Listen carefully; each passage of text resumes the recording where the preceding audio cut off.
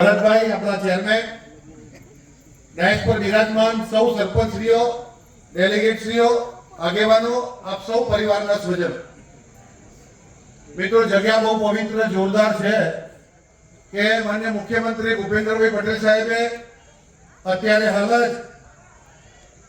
આ ગુજરાતમાં વરસાદથી જે ખેડૂતોને નુકસાન થયું છે એના માટે 10,000 કરોડ રૂપિયાના પેકેજની અત્યારે જાહેરાત કરી. ટીવીમાં ચાલી રહ્યું છે.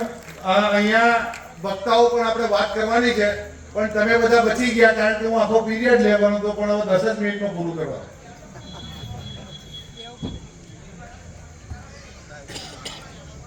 ₹10,000 કરોડ રૂપિયાની આમાંથી કોઈ વડીલ ઘણા મોટી ઉંમરના છે, કોઈને એવું યાદ હોય કે 2-3 હજાર કરોડથી વધારે ગુજરાત સરકારે ક્યારે ગુજરાતનું 1960માં સ્થાપના થઈ પછી ક્યારે આટલું પેકેજ મળ્યું હોય એવું કોઈના સ્મરણમાં હોય તો કે આ સરકાર ગામ, ગરીબ, દલિત, પીડિત, શોષિત, વંચિત, ખેડૂત, ખેતમજૂર, કારીગરની સરકાર.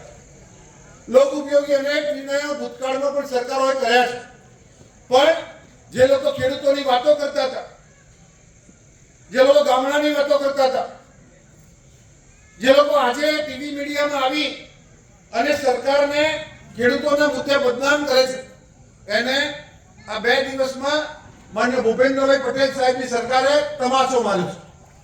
15,000 કરોડ રૂપિયાની મગફળીની ખરીદની જાહેરાત હમણાં 2 દિવસ પહેલા જ કરી છે.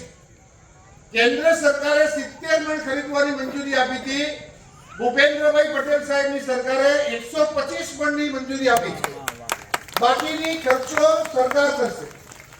આ 10,000 કરોડના પેકેજમાં કેન્દ્ર સરકારના નિયમો પ્રમાણે આપણને 3,500 કરોડ જ મળવા પાત્ર છે. 40 લાખ હેક્ટરમાં નુકસાન થયું છે. 8,500 પ્રતિ હેક્ટર આપવાનો નિયમ છે. એટલે કેન્દ્રની સરકાર આપણને 3,300 કે 3,400 કરોડ આપવાની છે. આપણા ભૂપેન્દ્રભાઈએ, આપણી ભારતીય જનતા પાર્ટીની સરકારે એમાં 6,500 કરોડ ગુજરાત સરકારના નાખી અને 10,000 કરોડ રૂપિયા આપવાનું નક્કી કર્યું છે. આ દાદાના દરબારમાં આપણે બધા જોરદાર ભારત માતા કી જય બોલાવી અને ગુજરાત સરકારને વધાવીશું. ભારત માતા કી જય, ભારત માતા કી જય, વંદે વંદે. નવા વર્ષે મળીએ છીએ, દાદાના દરબારમાં છીએ. બધાને નવા વર્ષની શુભકામનાઓ. નવું વર્ષ આપ સૌનું સુખદાયી ફળદાયી નીવડે. તને મને ધને કરી અને આપણા બધાની સુખાકારી સારી રહે. આપણા મનમાં આ દાદાના દરબારમાં વ્યક્ત કરેલી તમામ મનોકામનાઓ દાદા પૂરી કરે.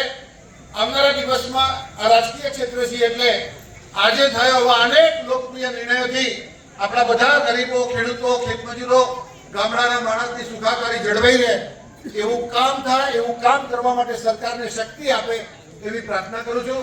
તમને બધાને પણ નવા વર્ષની